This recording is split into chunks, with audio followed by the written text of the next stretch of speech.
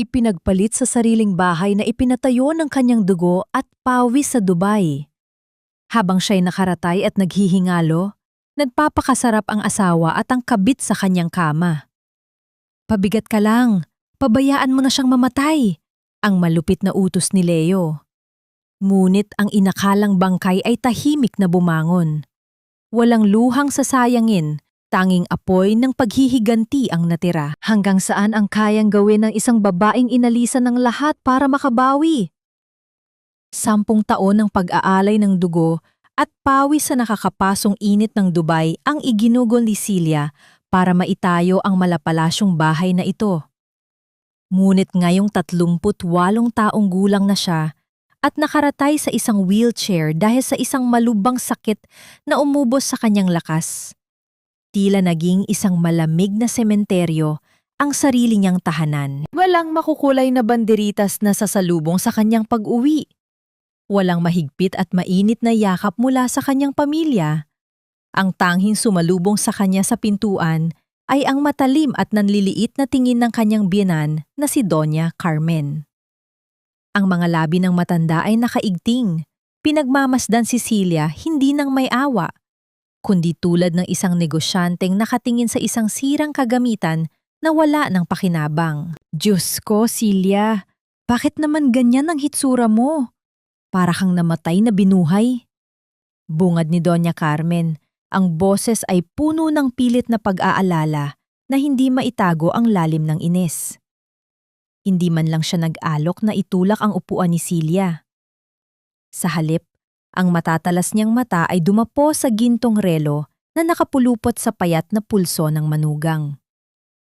Sa isang mabilis at sanay na galaw, kinalag niya ang relo na pinag-ipunan pa ni Celia sa unang taon niya sa abroad. "Akin na muna ito," bulong ng matanda habang dahan-dahang ibinubulsa ang alahas. "Itatago ko para hindi manakaw. Napakamahal pa naman ng mga gamot mo ngayon. Dagdag gastos pa sa pamilya ang pag-uwi mo." Nanikip ang lalamunan ni Celia. Gusto niyang isigaw na ang bawat haligi ng bahay na inuuwian nila ay galing sa kanyang bulsa. Ngunit masyadong nanghihina ang kanyang baga para magsalita. Isang malaking anino ang tumabon sa kanila nang bumaba si Leo mula sa hagdan. Ganon pa rin kagwapo ang kanyang asawa. Tila hindi tumanda o napagod, habang si Celia ay unti-unting nalalanta sa pagtatrabaho sa ibang bansa. Lumuhod si Leo sa harap ng wheelchair at kinuha ang malamig na mga kamay ni Celia. "Mahal, nandito ka na." Malambing nitong bulong kasabay ng pagdampi ng halik sa kanyang mga daliri. Ngunit ang kanyang mga mata ay walang mababakas na pangungulila. "Kasi naman, masyado kang nag-iisip doon sa Dubai kaya ka na-stress. Yan tuloy, nagkasakit ka. Huwag ka nang mag-alala. Kami na ang bahala sa iyo rito." Ang mga salita ay tila matamis pakinggan, ngunit may mabigat itong talim na isinisisi sa kanya ang sarili niyang pagdurusa. Tumayo si Leo at itinuro ang madilim na bahagi ng pasilyo. "Nga pala, kumuha ako ng mag-aalaga sa iyo. Ayaw ko namang mahirapan si Mama sa pag-aasikaso sa mga kailangan mo." Mula sa pasilyo ay lumabas ang isang babaeng. Marahil ay nasa 26 na taong gulang. Suot nito ang isang hapit na pulang bestida na sadyang hindi akma para sa isang nag-aalaga ng may sakit. Si Stella, pakilala ni Leo. May kakaibang lambing sa dulo ng kanyang tono. "Siya ang magiging private nurse mo." Nang lumapit si Stella at numiti ng may halong pagmamalaki, isang pamilyar at matapang na halimuyak ang sumampa sa pang-amoy ni Celia. Ito ang sikat at mamahaling pabango na ipinadala niya noong nakaraang anibersaryo nila bilang regalo sa sarili. Bakit suot ito ng isang estranggera? Itinulak ni Stella ang wheelchair papasok sa isang maliit na kwarto sa ground floor, hindi sa malawak na master bedroom sa itaas. Habang papasok, nahagip ng paningin ni Celia ang gilid ng hagdanan. Naroon, magulong nakakalat, ang sapatos na balat ni Leo na tila nakapulupot sa isang pares ng pulang high heels na may mahahabang strap. Isang malamig na kaba ang gumapang sa dibdib ni Celia. Bakit magkatabi ang mga iyon sa labas ng kwarto ng asawa niya? Sa loob ng madilim na silid, padabog na kumuha ng isang basong tubig si Stella at itinapat ang isang malaki at kakaibang puting tableta sa bibig ni Celia. Inumin mo na ito, ma'am. Bili ng asawa mo. Matigas na utos ng babae, walang bahid ng paggalang sa kanyang boses. Nagaalang ang ibuka ni Celia ang kanyang bibig. Nang inig ang kanyang mga daliri at aksidenteng napahawak sa hamba ng bintana sa tabi ng kama. Nakapan niya ang isang malalim na gasgas sa kahoy. Ito ang eksaktong gasgas na ipinakita sa kanya ni Leo sa pamamagitan ng video call ilang taon na ang nakalipas, habang masayang ipinagmamalaki ang pagpapatayo ng bahay gamit ang perang ipinadala niya. Binayaran niya ang bawat pako, bawat tabla, bawat patak ng pintura ng bahay na ito. Ngunit bakit pakiramdam niya ay isa siyang bilanggo? Lumitaw si Leo sa hamba ng pinto. Hinaharangan ang liwanag mula sa sala. Lumapit siya at marahang hinaplos ang numinipis na buhok ng asawa. Inumin mo na para makatulog ka ng mahimbing, mahal ko. Malambing, ngunit nakakapanindig balahibong utos nito. Ang matinding kaibahan ng mainit niyang haplos at ng malamig na kawalan sa kanyang mga mata ay nagdulot ng matinding takot kay Celia. Sa gitna ng labis na pagod, napilitan siyang lulunin ang gamot. Halos ilang sandali lamang, isang mabigat at nakakasakal na pamamanhid ang gumapang mula sa kanyang mga binti paakyat sa kanyang lalamunan. Nanlabo ang kanyang paningin at tila umikot ang buong silid. Naging kasing bigat ng bakal ang kanyang dila, hindi na kayang bumigkas ng kahit isang salita ng pagtutol. Habang bumabagsak ang kanyang ulo sa unan at unti-unting sumasara ang kanyang mga talukap, nakita niya ang papalayong bulto ni Leo. Lumapit ang kanyang asawa kay Stella at bago pa man tuluyang sumara ang makapal na pintuan ng kwarto, nahagip ng naghihingalong kamalayan ni Celia ang pag-akbay at mahigpit na paghawak ng kamay ni Leo sa bewang ng batang nurse. Ang tuluyang pagsara ng makapal na pinto ng kwarto ay nag-iwan ng isang malalim at nakakabinging katahimikan. Ikinukulong si Celia sa loob ng madilim na kabaong na siya mismo ang nagtayo. Bakit ba ang tagal mamatay ng asawa mo? Sayang ang pera natin sa gamot. Ibenta na natin ang bahay. Ang malupit at nakakapasong tinig na iyon ng isang babae ay bumasag sa katahimikan ng gabi. Walang babala, walang pag-aalinlangan. Sa loob ng madilim at malamig na silid, nakaratay si Celia. Habang binibigkas ang mga salitang iyon sa labas ng kanyang pinto, mahigpit niyang yakap sa kanyang nanginginig na dibdib ang isang lumang polo shirt ni Leo. Ito ang kamiseta na nagbigay sa kanya ng lakas at pag-asa sa tuwing mag-isa siyang umiiyak sa pangungulila sa loob ng masikip niyang kwarto sa Dubai. Ginamit niya ang alaala ng pagmamahal ng kanyang asawa upang painitin ang kanyang nanlalamig at may sakit na katawan. Isang napakasakit na kabalintunaan na ang mismong lalaking pinag-alayan niya ng kanyang buhay, ang siya palang unti-unting kumikitil dito. Ang epekto ng gamot na ipinainom sa kanya kanina ay nagparalisa sa kanyang buong katawan. Hindi niya maihakbang ang kanyang mga paa at hindi niya maiangat ang kanyang mga kamay. Ngunit ang kanyang isip ay gising na gising upang maramdaman ang bawat paghihiwa ng katotohanan. Nanikip ang kanyang lalamunan na tila may nakabarang malaking tipak ng yelo.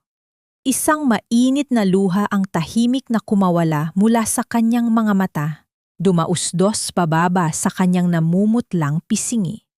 Kinagat niya nang mariin ang kanyang ibabang labi hanggang sa malasahan niya ang pait ng sarili niyang dugo. Pinigilan niya ang anumang hikbi na magtataboy sa kanyang lihim na kamalayan. Ang pinakamatinding sakit ay hindi ang marinig ang katotohanan, kundi ang kawalan ng kakayahang lumaban habang pinipilas ang iyong pagkatao sa iyong harapan. Hayaan mo na. Papalitan ko ang gamot niya ng pampatulog simula ngayon. Sagot ng isang pamilyar na boses. Ang tinig ni Leo. Walang halong pagsisisi, walang bahid ng pagmamahal. Isang dalisay na panlalamig na tila nagmula sa isang estranghero. Bukas na bukas din. Ipapapirma ko sa kanya ang power of attorney nang hindi niya namamalayan. Wala na siyang kawala. Ang mga hakbang ng isa pang tao ay dumagdag sa usapan sa labas. Ang matigas na paglakad ni Doña Carmen. May itinapon itong makapal na patong ng mga resibo sa ibabaw ng mesa. Siguruhin mo lang, Stella, na makukuha mo ang huling passbook niya bago pa tuluyang malagutan ng hininga ang babaeng yan. Pabigat na nga, umuwi pa rito para mamatay. Walang pusong utos ng matanda. Sa awang ng pinto, naaninag ng naglalabong paningin ni Silya ang ginawa ng kanyang binan. Kumuha ito ng isang nakatuping puting papel at maingat na isiningit sa loob ng makapal na pahina ng banal na Biblia na nakapatong sa altar ng sala. Ano kaya ang nakasulat sa papel na yun na kailangang itago sa mismong salita ng Diyos?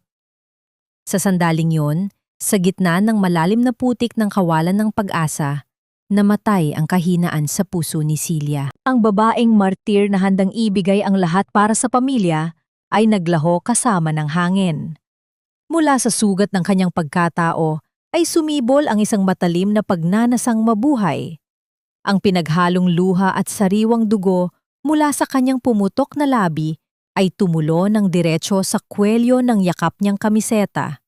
Ang pulang mansa ay dahan-dahang kumalat, pinalalabo at tinatakpan ang pangalang binuo ng 7 letra na siya mismo ang nagburda gamit ang sarili niyang mga kamay noon. Tapos na ang pag-ibig.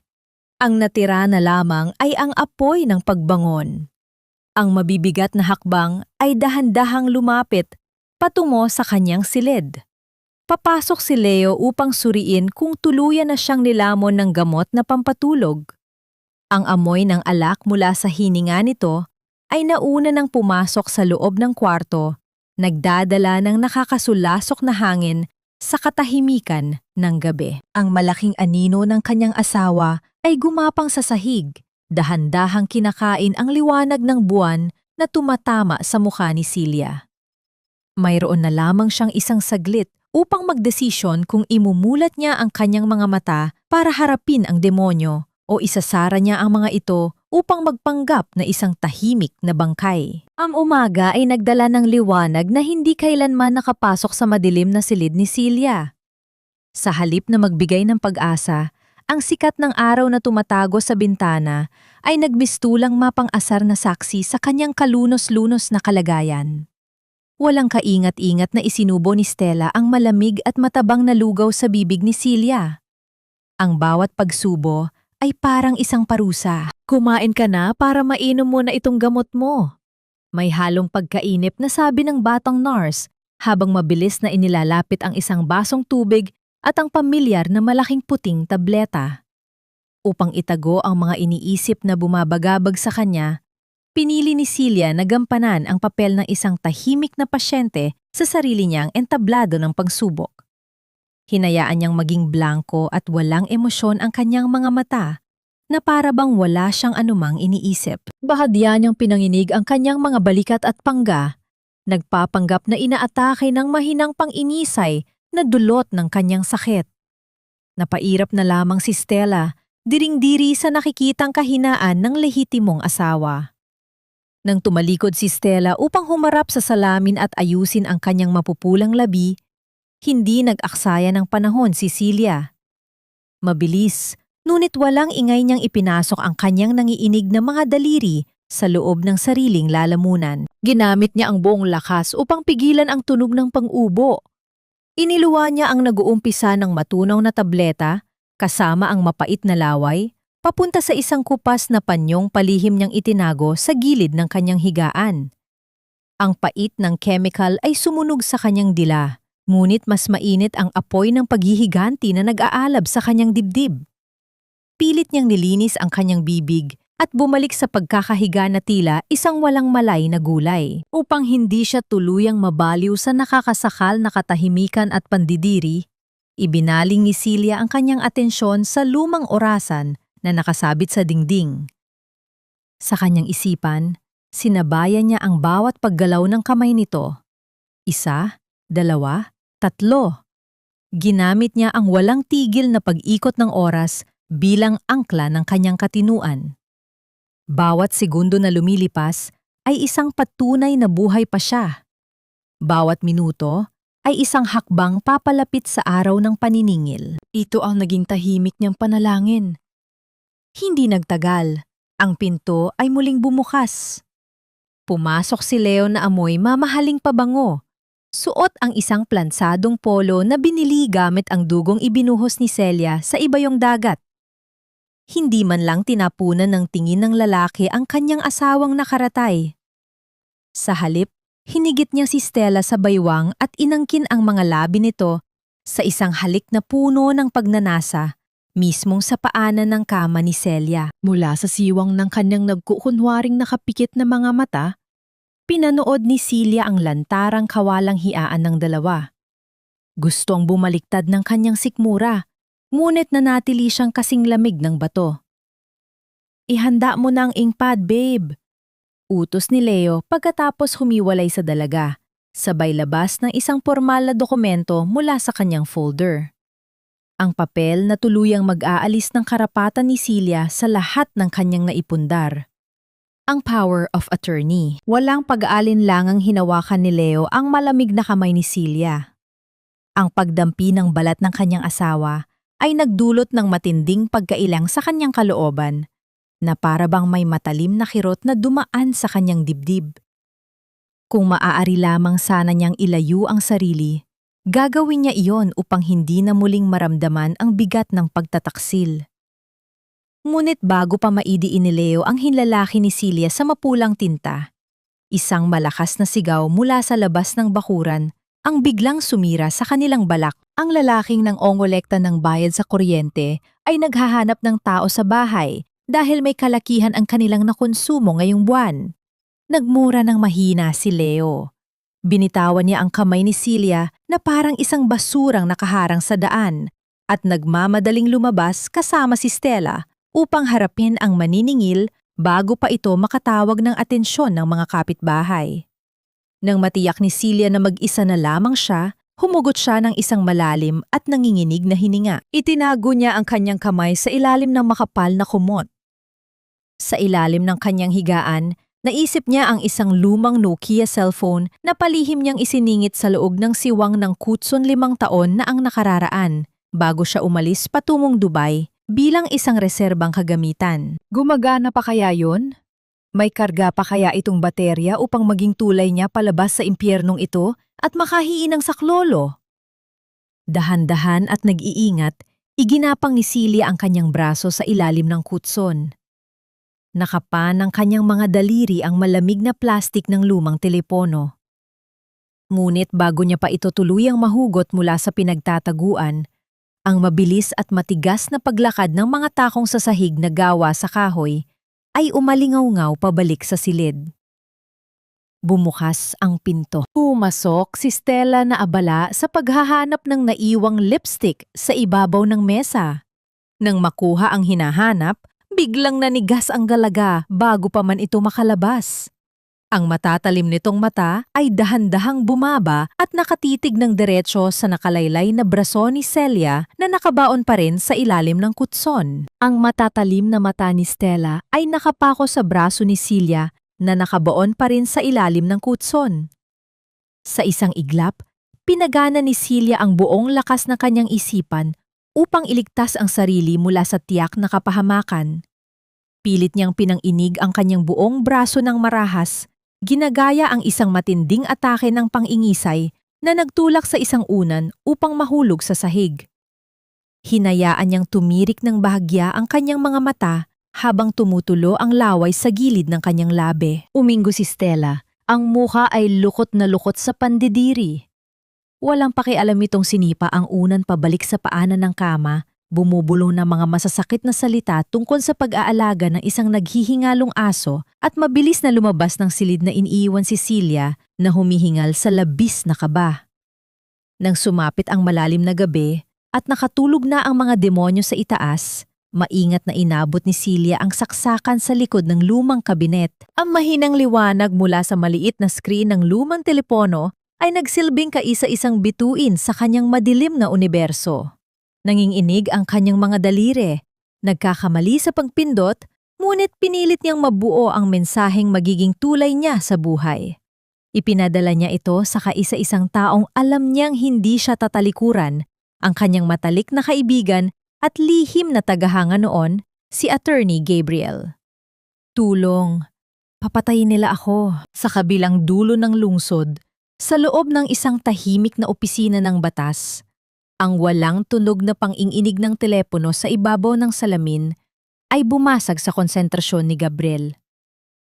Nang mabasa niya ang pangalan ni Celia at ang nakakakilabot na mensahe, tila tumigil ang pag-ikot ng kanyang mundo. Agad niyang tinawagan ang numero.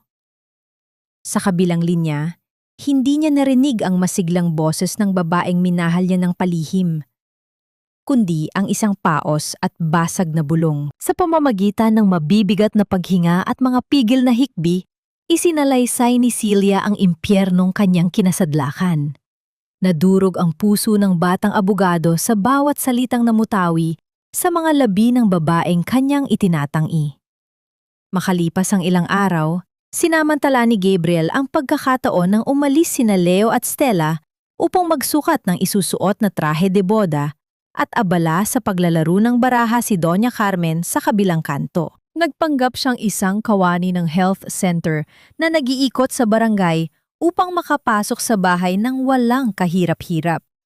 Nang mabuksan niya ang pinto ng kwarto ni Celia, tila siya binuhusan ng malamig na tubig. Ang nakita niya ay hindi ang masiglang babaeng nagpunta sa Dubai na puno ng pangarap, kundi isang lantang bulaklak na punong-puno ng pasa sa mga braso at namumutla ang balat dahil sa kalupitan ng sariling asawa. Hindi napigilan ni Gabriel ang pagtulo ng kanyang mga luha. Dahan-dahan siyang lumuhod sa gilid ng higaan. Kinuha niya ang payat at malamig na kamay ni Celia, hindi sa paraang mapilit at marahas tulad ng ginagawa ni Leo upang kunin ang kanyang yaman, kundi may kasamang malalim na paggalang at pagsamba. Tinitigan niya ang mga mata nitong puno ng takot. Ilalabas kita rito, Celia. Pangako. Ang mga salitang iyon ay hindi isang magandang biro o matamis na panlilinlang, kundi isang sumpa ang isinulat sa bato. Napansin ni Gabriel ang natuyong dumi ng pagkain sa gilid ng labi ng dalaga. Kumuha siya ng isang basang pamunas at maingat nang may buong pagmamahal na nilinis ang mukha ni Celia. Sa simpleng pagdampi na iyon, nakaramdam si Celia ng isang kakaibang init na matagal na niyang hindi naranasan. Ang pakiramdam na siya ay inaalagaan, na siya ay isang tao at hindi isang pabigat. Sa unang pagkakataon matapos ang mahabang panahon ng pagdurusa, isang maliit na ngiti ng pag-asa ang sumilay sa kanyang mga labi. Unti-unting pinupuno ng pag-ibig ang puwang na iniwan ng pagtataksil. Habang inaayos ni Gabriel ang mga una ni Celia, bumulong siya tungkol sa isang bagay na gumugulo sa kanyang isipan mula pa kahapon. Sinubukan niyang kunin ang tunay na medical records ni Celia mula sa ospital upang maging unang hakbang ng kanilang ebidensya. Ngunit misteryosong nawawala ang mga ito sa mismong sistema ng klinika. Saan kaya itinago ni Leo ang mga dokumentong magpapatunay na unti-unti nitoong nilalason ang sariling asawa gamit ang mga maling gamot? Akmang yayakapin na sana ni Gabriel si Celia upang magpaalam at ipagpatuloy ang paghahanda sa malaking plano ng kanilang pagtakas. Nang biglang mabasag ang katahimikan ng hapon, ang malakas na pagkiskis ng mga gulong ng sasakyan sa graba ng kanilang bakuran ay nagpahiwatig ng isang malagim na panganib. Bumalik ng maaga sina Leo at Stella mula sa bintana. Ang nakakapasong liwanag ng mga ilaw ng sasakyan ay malupit na gumapang sa loob ng madilim na silid, dumadaan sa mukha ni Gabriel at nagbabantang ibunyag ang lahat ng kanilang lihim. Ang matalim na liwanag mula sa mga ilaw ng sasakyan ay malupit na gumapang sa loob ng madilim na silid, nagbabantang ibunyag ang lahat. Mabilis na kumilos si Gabriel. Bago pa man tuluyang maiikot ni Leo ang seradura ng pinto, maingat ngunit mabilis na lumabas ang abogado patungo sa balkonahe. Mahigpit siyang kumapit sa bakal at ginamit ang matibay na tubo ng tubig upang tahimik na magpatiwakal pababa sa madilim na bahagi ng bakuran. Nang bumukas ang pinto, ang tanging nadatnan ni Leo ay ang paghaplos ng malamig na simoy ng hangin mula sa naiwang bukas na bintana. Kumunot ang noo ng asawa at padabog na isinara ang salamin. Walang kamalay-malay na ang lalaking wawasak sa kanyang mga plano ay ligtas ng nakatakas at naglalakad palayo sa ilalim ng mga bituin. Sa mga sumunod na araw, isang maliit na itim na aparato na palihim na iniwan ni Gabriel sa ilalim ng una ni Celia ang naging tahimik at walang awang saksi sa bawat kasamaan sa loob ng bahay. Ang aparato ay tila isang nakangangang bunganga na handang lamunin ang lahat ng kanilang mga kasalanan. Nakuha nito ang matining na boses ni Doña Carmen habang nagbibilang ng pera sa sala. Walang pakundangan kung manlait habang nagbabalak na ubusin ang laman ng bangko ng kanyang manugang. Ngunit ang pinaka-nakakasukas sa lahat ay ang naitalang pag-uusap ni na Leo at Stella isang gabi. Walang hiyang nagreklamo ang kabit tungkol sa di-umanay amoy ng sakit at kamatayan na kumakapit sa kama ni Celia. Sa halip na ipagtanggol ang asawa, tumawa pa si Leo at nangakong gagamitin ang sariling ipon ni Celia upang ibili si Stella ng isang malambot at mamahaling kutsyon na magiging bagong kama para sa kanilang pulot-gata. Bawat salitang lumalabas sa kanilang bibig ay parang lason. Ngunit para kay Celia, ang lason na ito ang gagamitin niyang bala upang tapusin sila. Habang nag-iipon ng ebidensya si Celia sa loob ng kanyang madilim na kulungan, walang patid naman ang pagtatrabaho ni Gabriel sa labas. Gamit ang kanyang talas bilang abogado, lihim niyang kinalkal ang mga transaksyon ni Leo. Natuklasan niya ang mga peking papeles na inihanda nito upang mabilisang ibenta ang lupang ipinundar ng dugo at pawis ni Celia. Ang malaking katanungan na naglalaro ngayon sa isipan ni Gabriel ay kung sino ang misteryosong bilyonaryo mula sa Maynila na nagmamadaling bilhin ang nasabing ari-arian ng walang formal na inspeksyon. Upang hindi tuluyang panghinaan ng loob ang babaeng kanyang minamahal, gumawa ng paraan si Gabriel na maiparating ang kanyang presensya. Nakiusap at nagbayad siya ng malaki sa isang tagapaghatid ng pagkain upang palihim na isingit ang maliliit na piraso ng nakatuping papel sa ilalim ng lalagyan ng pananghalian ni Celia. Sa tuwing aalis si Stella upang mag-ayos ng sarili, nanginginig na kinukuha ni Celia ang liham. Dahan-dahan niyang hinahaplos ang papel. Ang matapang na sulat kamay ni Gabriel ay nagdadala ng kakaibang init at kaligtasan sa kanyang nangungulilang dibdib. Ang simpleng mensaheng nagsasabing maghintay at kumapit siya dahil may nagbabantay sa kanya ay nagbigay ng pambihirang lakas kay Celia. Ginamit niya ang pag-ibig na ito upang lulunin ang malamig at panis na kanin na pilit ipinapasubo sa kanya ng kanyang malupit na biyenan. Sa bawat kagat, nararamdaman niyang hindi siya nag-iisa. Isang hapon, ang mabigat na presensya ni Leo ay sumira sa panandaliang kapayapaan ng silid. May kasama itong isang estrangerong may bit-bit na selyo at mga papeles. Isang bayarang notaryo publiko na handang ipagbili ang prinsipyo para sa pera. Walang pag-aalinlangang hinablot ni Leo ang makapal na kumot na nagbibigay ng kaunting init sa nanginginig na katawan ni Celia. Ang malupit na ngiti ng kanyang asawa ay bumalot sa silid na parang isang halimaw na handang kumagat. Panahon na para pumirma? Mahal. Mariing utos nito habang hawak ang kamay ng asawa. Ang malamig na paglipat ng mga pahina ng papel ay naghudyat na wala nang aatrasan sa malagim na plano.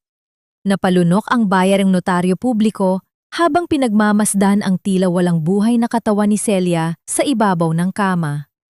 Binalot ng kaba ang lalaki at nanginginig nitong pinunasan ang pawis sa kanyang noo gamit ang isang panyo.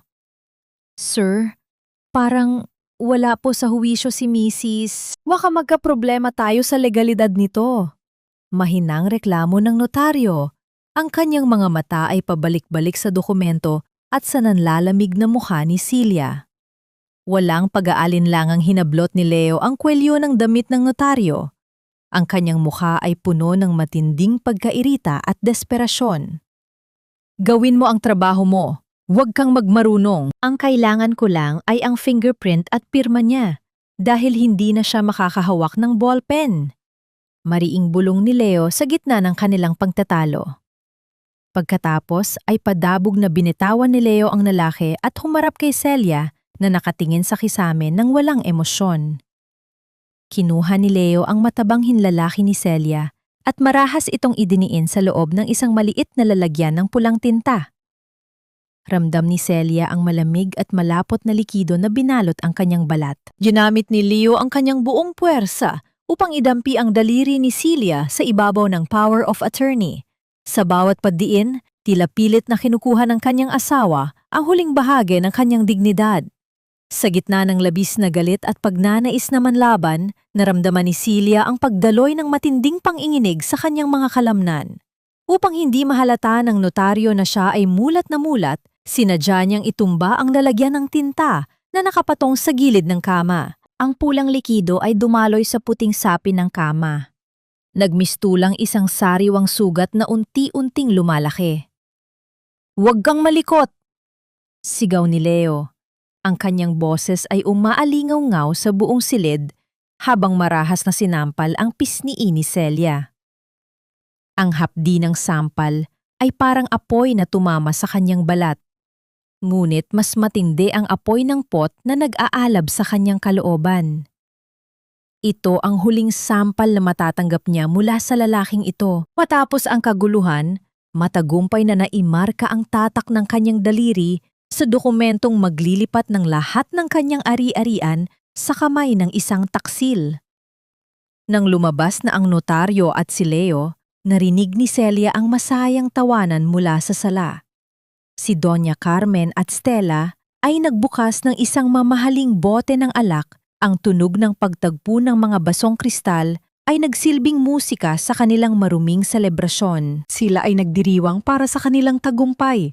Habang si Celia naman ay nakahiga sa kadiliman, pinagmamasdan ang mansa ng tinta sa kanyang daliri na parang isang sumpa na kailangang burahin ng katarungan. Agad na kinapa ni Celia ang kanyang telepono sa ilalim ng kutson. Mabilis niyang tinipa ang isang mensahe para kay Gabriel. Ang kanyang mga kamay ay nanginginig hindi sa takot, kundi sa matinding determinasyon. Pinirmahan na nila sa pamamagitan ng puwersa. Lahat ng ebidensya ay nasa akin na. Handa na ako. Sa kabilang linya, matapos mabasa ang mensahe, ang abogado ay hindi nag-aksaya ng oras. Nakipag-ugnayan siya sa mga operatiba ng pulisya at sa mga ahensya ng gobyerno na humahawak sa mga kasong panloloko.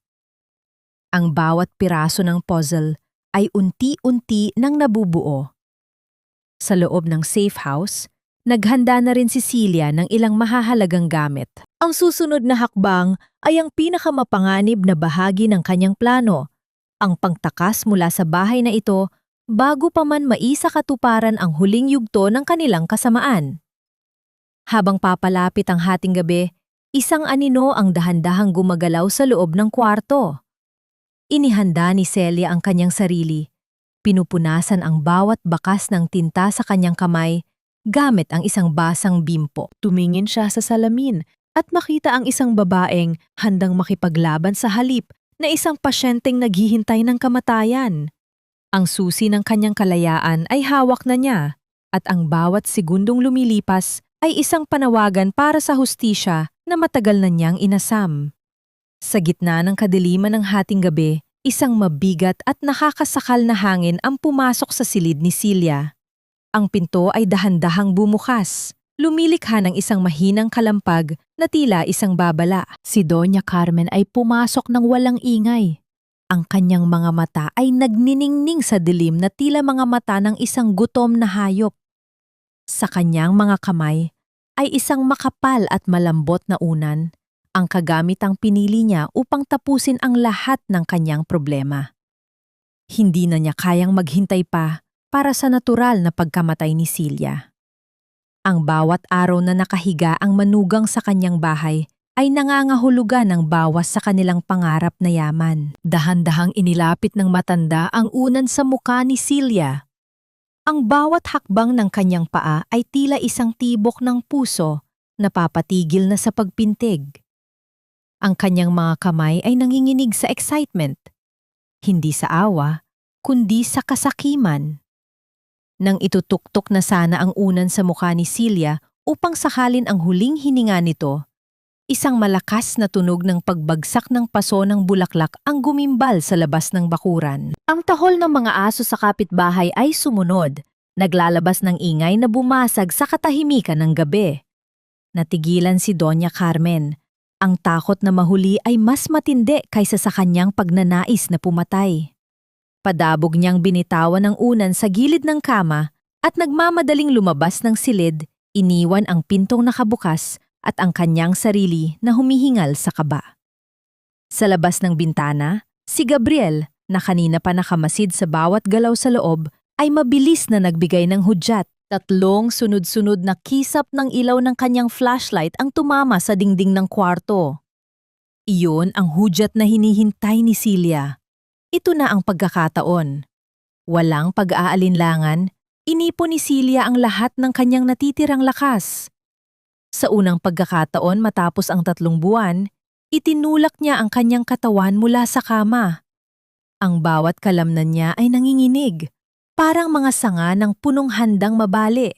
Ngunit ang kanyang kalooban ay bakal na hindi matitinag. Dahan-dahan niyang itinayo ang kanyang sarili. Ang kanyang mga paa ay sumayad sa malamig na sahig. Bawat hakbang ay isang labanan laban sa sakit. Ngunit bawat hakbang din ay isang paglaya. Inilapit niya ang kanyang sarili sa bintana, kung saan naghihintay ang mga bisig ni Gabriel. Bago siya tuluyang lumabas, huminto siya sandali at lumingon sa kama.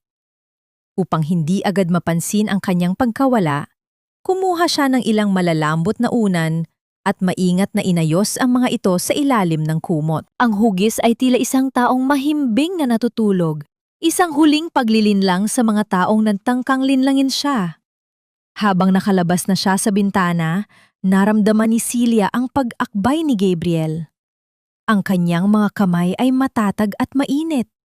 Ngunit sa kanyang pagmamadali, ang kanyang siko ay tumama sa isang kristal na baso ng tubig na nakapatong sa gilid ng mesa. Ang baso ay nahulog, isang mabigat na bagay na sumalpok sa sahig na semento. Isang nakakabinging tunog ang umalingaw-ngaw sa tahimik na gabi, tila isang hudyat ng digmaan na nagbabantang gisingin ang buong bahay. Ang bawat segundo ay tila tumitigil sa pag-ikot, habang ang anino ni Leo ay nagsisimulang gumalaw sa kabilang kwarto.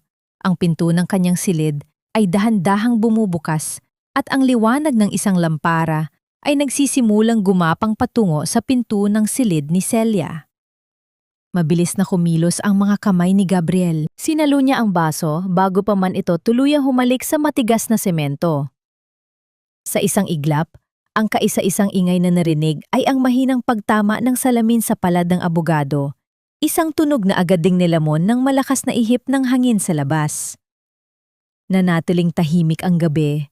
Hinintay nilang muli ang katahimikan bago tuluyang lumabas ng bakuran. Binuhat ni Gabriel si Celia ng parang isang bata. Magaan, payat, at tila isang tuyong dahon na anumang sandali ay maaaring mabasag. Ngunit sa likod ng panghihinang iyon, naramdaman ni Gabriel ang mahigpit na pagkapit ng mga daliri ni Celia sa kanyang balikat. Isang pagkapit na puno ng pagnanais na mabuhay.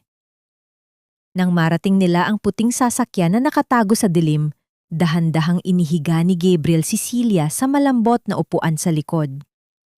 Sa sandaling sumara ang pinto ng sasakyan at narinig ang mahinang dagundong ng makina habang lumalayo sa bahay na yon, tila doon lamang nakahinga ng maluwag si Celia. Ang bawat luhang pinigilan niya sa loob ng 3 buwan ay biglang bumuhos.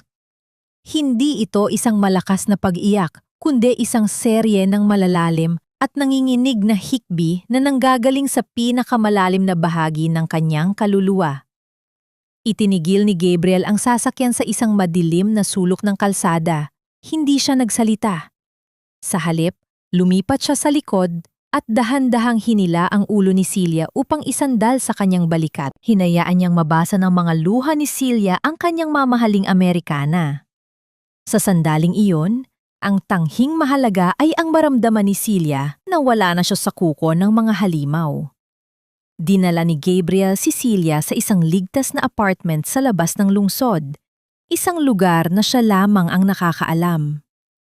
Doon ay naghihintay na ang isang pinagkakatiwala ang doktor upang suriin ang kalagayan ng dalaga. Kailangan nating ilabas ang lahat ng lason sa katawan niya. Seryosong pahayag ng doktor habang tinitingnan ang nanalabong mga mata ni Celia.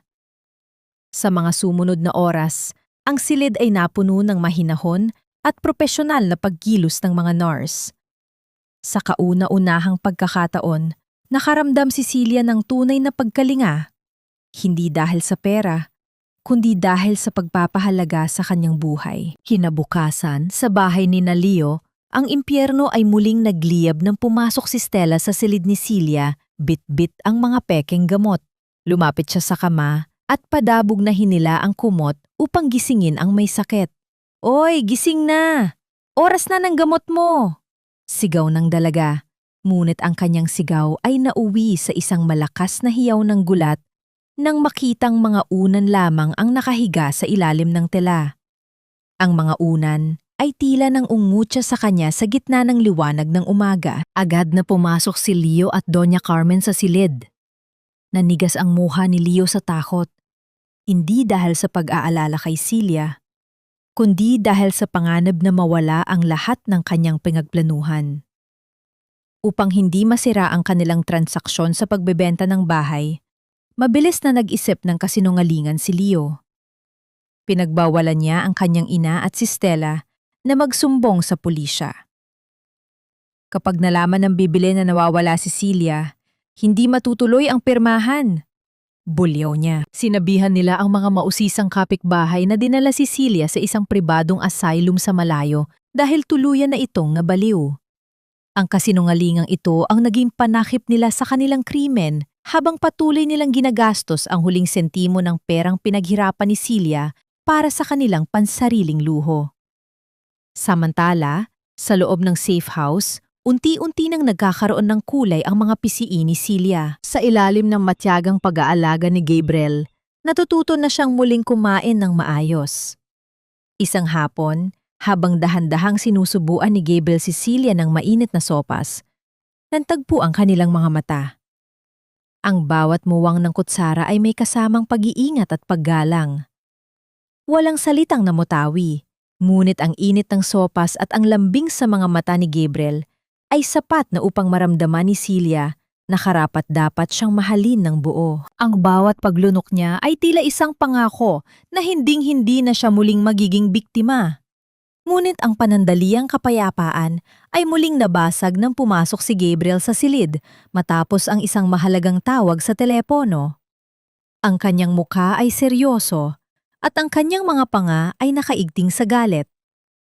"Celia, nabenta na ang bahay mo kaninang umaga." Panimula niya habang inilalapag ang isang dokumento sa ibabaw ng mesa. "At may mas malala pa, gagamitin nila ang perang iyon para sa isang grandiosong wedding sa Boracay bukas. Itutuloy ni Leo ang kasal nila ni Stella gamit ang bawat sentimong ninakaw nila sa iyo." Ang bawat salita ni Gabriel ay tila isang malakas na hampas ng katotohanan na muling nagpaalala kay Celia na ang laban ay kasisimula pa lamang. Tumayo si Celia sa harap ng isang malaking salamin sa loob ng safe house. Sa loob ng mahabang panahon, ang aninong nakikita niya ay isang babaeng hapo, talunan, at tila hinihigop ng sariling kalungkutan. Ngunit na yon, sa tulong ng mga bitaminang ibinigay ni Gabriel at ng sapat na pahinga, ang kanyang balat ay nagsisimula ng bumalik sa dati nitong sigla. Kinuha niya ang isang matalas na gunting. Walang pag-aalinlangan niyang ginupit ang mahaba, ngunit sunog at ekserong buhok na naging saksi sa kanyang pagtitiis sa Dubai at sa pagmamalupit sa kanya sa sariling bahay. Ang bawat hibla ng buhok na nahuhulog sa sahig ay tila mga piraso ng kanyang lumang pagkatao na kailangan ng iwanan. Ngayon, ang nakaharap sa salamin ay isang babaeng may maikling buhok, matatalim na mata at isang determinasyong mas matigas pa sa asero. Pumasok si Gabriel sa silid, bit-bit ang isang malaking kahon. Nang makita niya ang bagong hitsura ni Celia, sandali siyang napatigil sa may pintuan. Ang kanyang mga mata ay nagpakita ng hindi maitagong paghanga at respeto. Para sa iyo ito, Celia. Mahinahon niyang sabi, habang inilalabas mula sa kahon ang isang matingkad at napakagandang pulang vestida at blazer. Ang kulay nito ay parang apoy. Isang babala na ang babaeng biktima noon ay isa ng mandirigma ngayon. Hindi ito basta damit. Ito ang kanyang balute para sa huling pakikipagtunggali. Isang pulang armor na magpapaalala sa lahat na ang dugong dumanak sa kanyang mga labi ay magiging mansa sa puting kasal ng kanyang mga kaaway. Magkasamang nirepaso ni Celia at Gabriel ang lahat ng mga bala na kanilang nakolekta.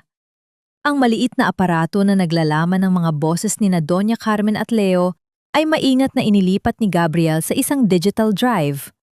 Ang mga dokumentong nagpapatunay na nilason si Celia at ang peking power of attorney ay maayos na nakasalansan sa loob ng isang itim na folder. Lahat ay nakahanda na, Celia. Ang kailangan na lang natin ay ang tamang tiyempo. Seryosong pahayag ng abogado. Ngunit sa likod ng pagiging propesyonal, hinawakan ni Gabriel ang kamay ni Celia. Ang haplos niya ay hindi nagmamadali, hindi humihingi ng kapalit. Isang tahimik na pangako na anuman ang mangyari sa Boracay, hindi siya bibitiw. Ang kilig na naramdaman ni Celia ay hindi tulad ng sa isang bata, kundi isang malalim na pagtitiwala sa isang lalaking handang lumaban para sa kanyang karangalan. Samantala, sa kabila ng dagat sa isla ng Boracay, ang kapaligiran ay puno ng ingay ng paghahanda para sa isang marangyang pagdiriwang. Ang sikat ng araw ay tumatama sa maputing buhangin habang ang tunog ng mga alon ay tila nakikigulo sa tawa ni Stella.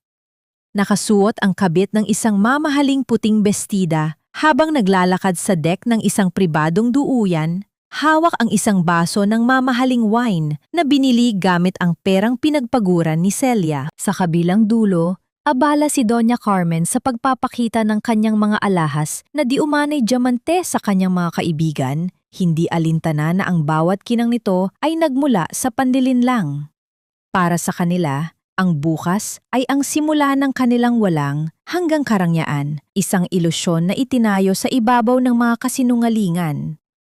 Nang sumapit ang gabi, bago ang nakatagdang kasal, ang dalampasigan ng Boracay ay nabalot ng isang misteryosong katahimikan. Sa isang malayong bahagi ng isla, isang speedboat ang dahan-dahang tumigil sa pampang. Bumaba si Celia, suot ang kanyang pulang blazer na tila isang nagbabagang uling sa gitna ng dilim. Pinanood nila mula sa malayo ang naglalakihang mga ilaw ng resort kung saan gaganapin ang kasal. Walang bakas ng takot sa mukha ni Celia. Tanging ang lamig ng isang manganggaso na nakita na ang kanyang biktima. Inilabas ni Gabriel ang isang maliit na USB mula sa kanyang bulsa at ibinigay ito sa isang tauhan na kanilang binayaran upang makalusot sa audio room ng simbahan bukas. Siguraduhin mong maririnig ng lahat ang bawat salita. Mahigpit na bili ni Gabriel. Tumingin si Celia sa malawak na dagat. Ang hangin ay may dalang amoy ng asin at ang paparating na unos. Alam niyang sa pagtatapos ng bukas, maaaring magbago ang lahat. Ngunit handa siyang harapin ang anumang bagyo upang mabawi ang kanyang buhay. Ang kaisa-isang tanong na lamang na natitira sa kanyang isipan ay kung ano ang magiging mukha ni Leo kapag nakita niyang ang bangkay na inakala niyang nabulok na ay siyang mismong puputol sa kanyang hininga. Ang loob ng lumang simbahan sa tabi ng dagat sa Boracay ay nagmistulang isang paraiso ng mga manloloko. Ang bawat sulok ay pinalamutian ng mga sariwang puting bulaklak na ang bango ay umahalo sa alat ng simoy ng dagat.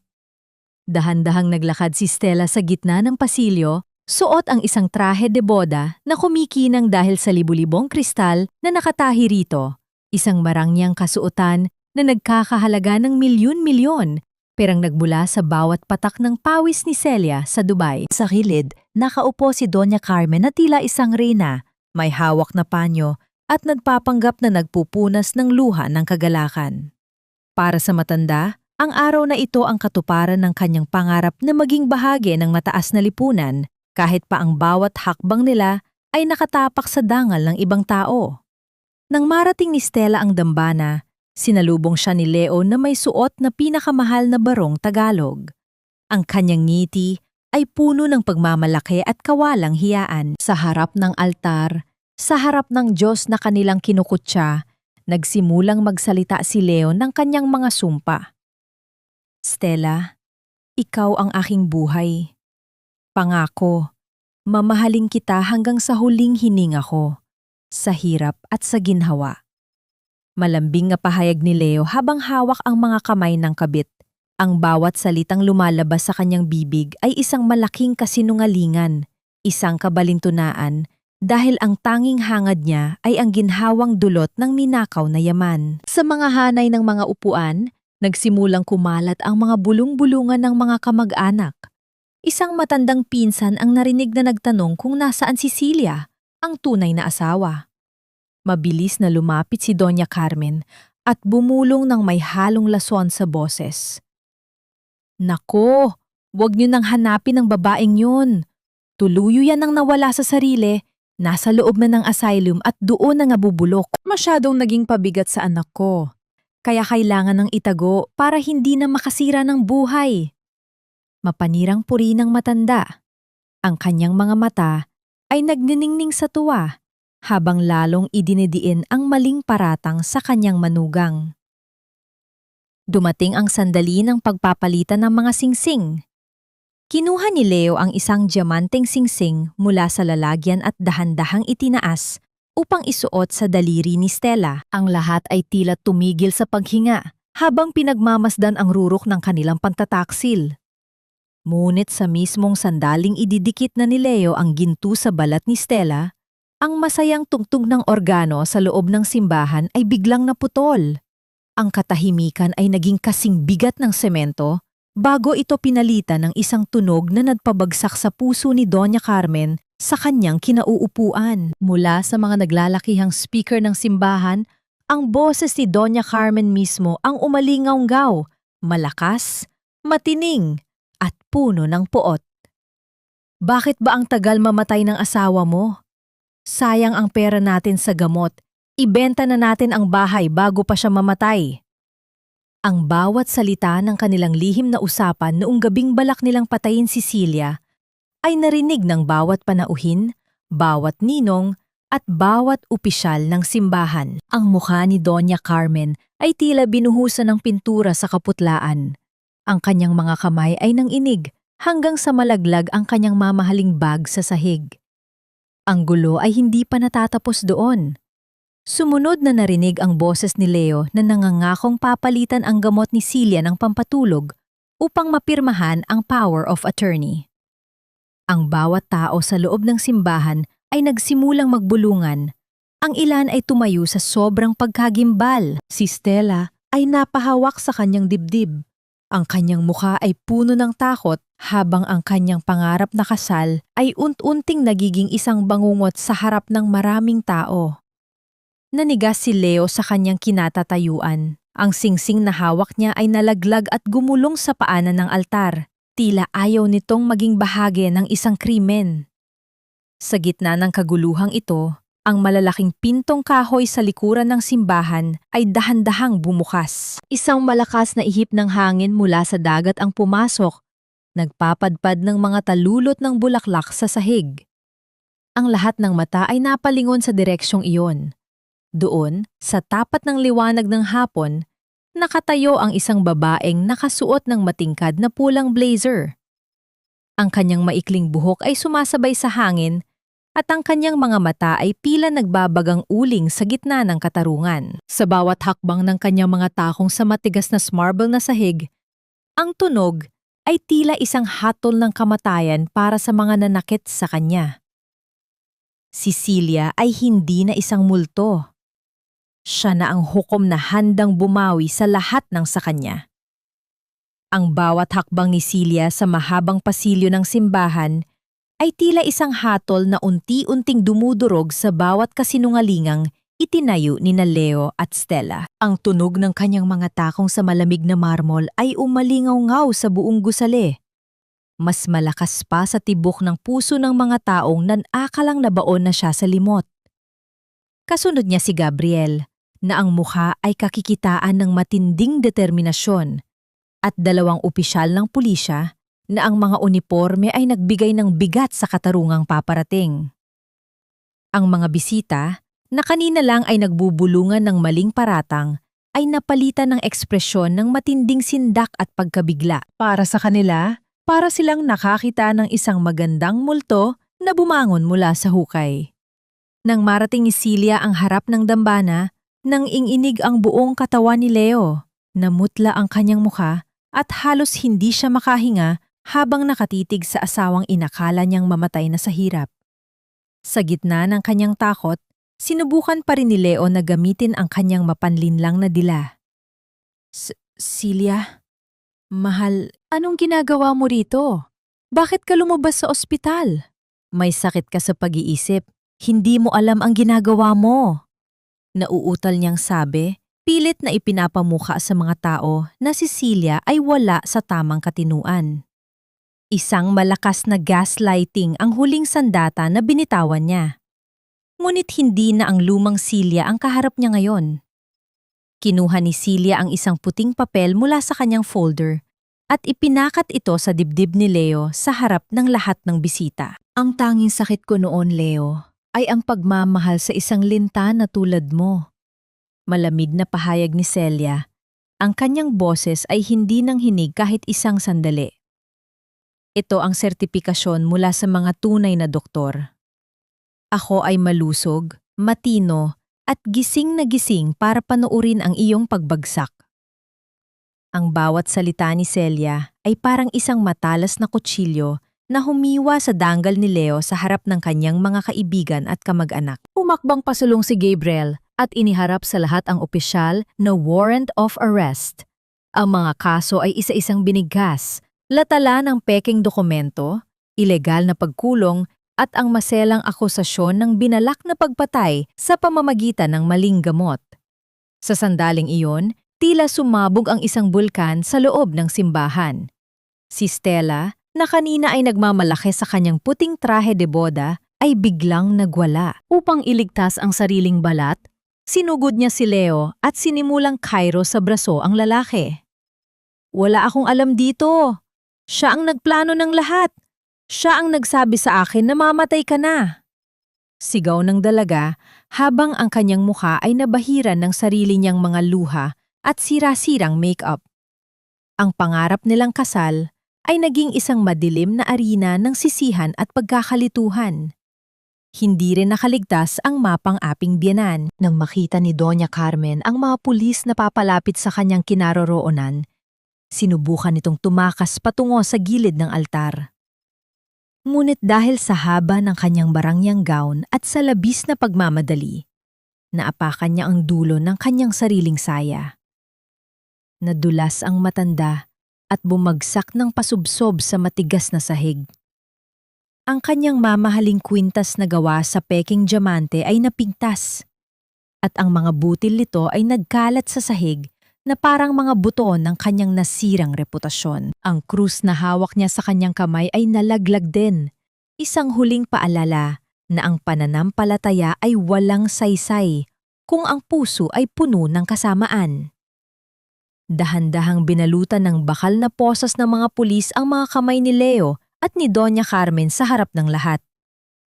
Ang tunog ng paglak ng posas ay nagsilbing wakas ng kanilang kalayaan. Habang kinakaladkad sila palabas ng simbahan, ang mga bisita ay nagsimulang mag-alisan ng may hiyang nararamdaman para sa pamilyang kanilang kinampihan. Nagmakaawa si Leo. Lumuhod siya sa harap ni Celia at humingi ng tawad habang ang kanyang mga luha ay tumutulo sa sahig. Ngunit si Celia ay nanatiling nakatayo ng tuwid. Ang kanyang mukha ay walang bakas ng paghihigante.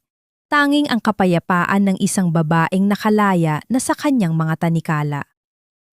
Tumingin si Celia sa paligid ng simbahan, sa mga bulaklak na nalalanta na, sa mga sirang dekorasyon, at sa mga taong saksi sa kanyang paghihirap. Wala na siyang nararamdamang galit. Tanging ang pagod ng isang mahabang laban na sa wakas ay natapos na. Hinarap niya si Gabriel na matiyagang naghihintay sa kanyang tabi. Isang mahinang ngiti ang sumilay sa kanyang mga labi. Hinayaan ni Celia na hawakan ni Gabriel ang kanyang kamay. At nang hindi man lang lumingon sa naghihingalong sigaw ni Leo, tahimik silang lumabas ng simbahan. Ang init ng sikat ng araw sa labas at ang malayang hangin ng Boracay ang sumalubong sa kanila, habang ang madilim na kabanata ng kanyang buhay ay naiwan na sa loob ng mga pader ng simbahang naging saksi sa kanyang tagumpay. Sa mga sumunod na linggo, ang katarungan ay dahan-dahang gumapang na tila isang malamig na agos ng tubig na lumilinis sa bawat sulok ng maruming nakaraan. Dahil sa mabilis na pagkilos ni Gabriel at sa mga nakolektang ebidensya ng pandaraya, mabilis na na-freeze ng bangko ang lahat ng account ni Leo bago pa man niya tuluyang maubos ang perang pinaghirapan ni Celia. Ang titulong kinuha sa pamamagitan ng panlilinlang ay muling naibalik sa pangalan ng tunay na may-ari. Sa bawat dokumentong nilalagdaan ni Celia upang bawiin ang kanyang buhay, naramdaman niya ang unti-unting paggaan ng kanyang dibdib, na tila may mga tanikalang isa-isang nalalagot mula sa kanyang kaluluwa. Samantala, sa labas ng Maranyang Resort sa Boracay, ang kapalaran ni Stella ay naging isang malupit na biro. Matapos ang eskandalo sa simbahan, iniwan siya ng lahat ng kanyang mga kaibigan. Wala siyang pambayad sa hotel at ang kanyang mga gamit ay pilit na kinuha bilang kabayaran sa kanyang mga utang. Nakita siyang naglalakad sa tabing dagat, suot pa rin ang kanyang sira-sirang trahe de boda na ngayon ay punong-puno na ng buhangin at dumi.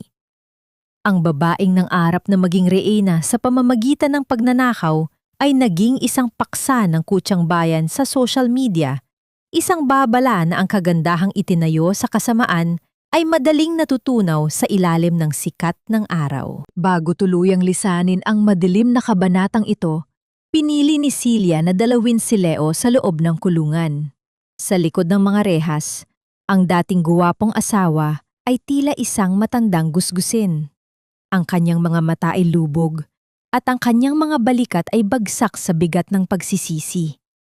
Nang makita niya si Celia, agad siyang lumuhod at pilit na hinawakan ang malamig na salamin na naghihiwalay sa kanila. Celia, patawarin mo ako. Gagawin ko ang lahat. Bawiin mo lang ang kaso. Mahal pa rin kita. Pagmamakaawa ni Leo habang ang kanyang mga luha ay bumabasa sa kanyang maruming t-shirt.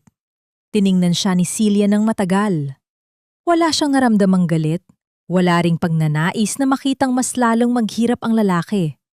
Ang tanging naroon ay isang malalim na pagkahabag sa isang taong ipinagpalit ang tunay na pagmamahal para sa mga bagay na pansamantala lamang. Pinapatawad na kita, Leo. Mahinahon niyang sabi, ang boses ay matatag at puno ng kapayapaan. Hindi dahil karapat-dapat ka, kundi dahil ayaw ko nang maging bilanggo ng galit ko sa'yo. Pinapalaya ko na ang sarili ko mula sa alaala mo. Ngunit ang batas ay batas, at kailangan mong pagbayaran ang bawat patak ng luhang idinulot mo. Pagkatapos nyon, tumayo si Celia at naglakad palayo nang hindi na muling lumingon sa mga huling sigaw ng lalaking minsang naging mundo niya. Pagbalik niya sa bahay na kanyang ipinatayo, ang katahimikan ay tila isang mabigat na kumot na bumabalot sa bawat silid. Hinaplos ni Celia ang mga pader, ang mga bintana, at ang gasgas sa kahoy na dati ay puno ng kahulugan. Ngunit sa bawat sulok na kanyang tinitingnan, ang nakikita lamang niya ay ang mga anino ng kanyang pagdurusa, ang mga gabing hindi siya makahinga, at ang mga sandaling pinagtaksilan siya. Napagtanto niya na ang bahay na ito ay hindi na isang tahanan. Ito ay naging isang monumento ng kanyang sakit.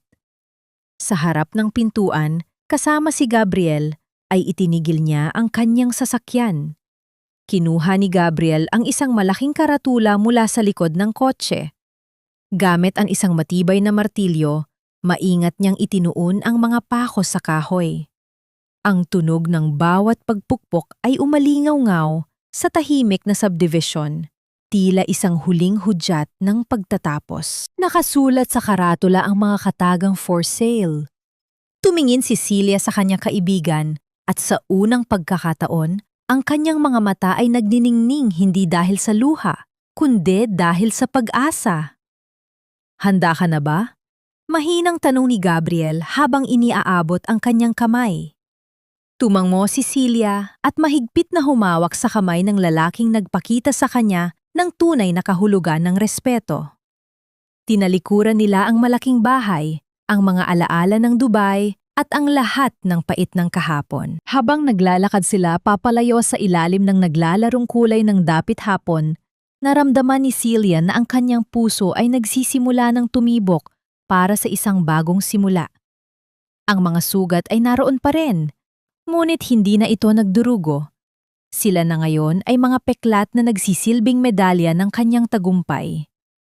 Ang paglipas ng 2 taon ay tila isang mabilis na pag-agos ng malinis na ilog na unti-unting tinatangay ang bawat dumi at pait ng nakaraan. Sa ilalim ng isang maaliwalas na umaga, ang sikat ng araw ay marahang humahalik sa puting pader ng isang bagong gusali na tinatawag na bahay kalinga. Ito ang bunga ng bawat sentimong nabawi ni Celia mula sa pagbebenta ng bahay na dati niyang itinuring na kulungan. Ang gusaling ito ay nagsisilbing santuwaryo para sa mga kababaihang overseas Filipino workers na nakaranas ng pang-aabuso at panloloko. Isang lugar kung saan ang kanilang mga sugat ay hindi ikinahihiya, kundi kinikilala bilang bahagi ng kanilang pagbangon. Habang naghahanda si Celia para sa paggiriwang ng 2nd anibersaryo ng pundasyon, isang balita mula sa telebisyon sa loob ng opisina ang kumuha ng kanyang atensyon. Ang mukha ni Leo, na ngayon ay tuyot at tila isang anino na lamang ng kanyang dating sarili, ay ipinakita sa likod ng rehas habang binabasa ang hatol na 15 taong pagkabilanggo para sa lahat ng kanyang krimen.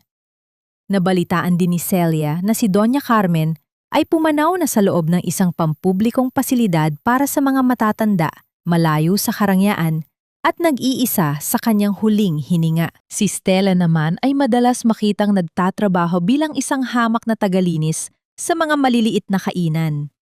Ang kanyang mukha ay puno ng pait at pagsisisi habang pinagtitiisan ang bawat kutsang natatanggap.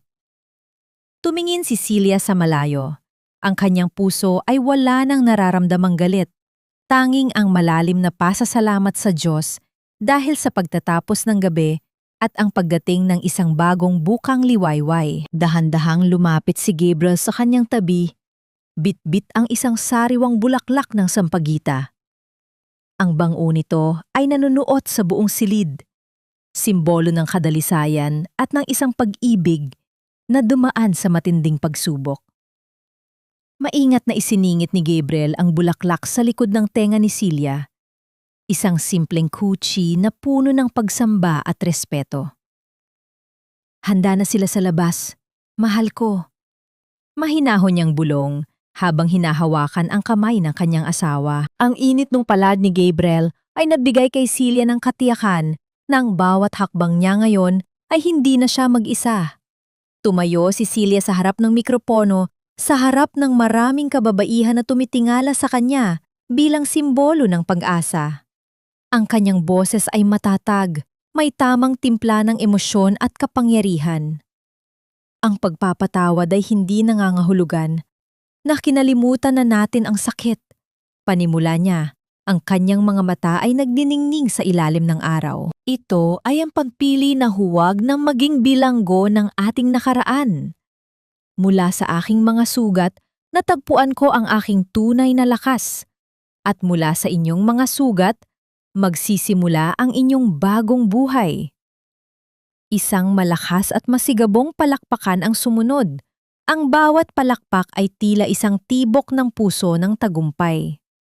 Sa pagtatapos ng programa, habang dahan-dahang lumulubog ang araw at nagkukulay kahel ang kalangitan, naramdaman ni Celia ang isang mahinang paggalaw sa loob ng kanyang sinapupunan. Isang bagong ng buhay ang dahan-dahang sumisibol. Isang sanggol na bunga ng isang tunay at tapat na pag-ibig. Hinaplos ni Celia ang kanyang tiyan at sa tabi niya, inilagay din ni Gabriel ang kanyang kamay. Tila binabalot ang kanilang mag-ina ng proteksyon. Ang bawat luhang pumatak noon sa Dubai at sa madilim na silid ng kanyang lumang bahay ay naging mga perlas na ngayon ay nagbibigay ng liwanag sa kanilang kinabukasan. Sa wakas, ang kapayapaan ay hindi na isang panaginip. Ito ay ang hangin na kanyang nilalanghap, ang kamay na kanyang hawak, at ang buhay na kanyang ipinaglaban.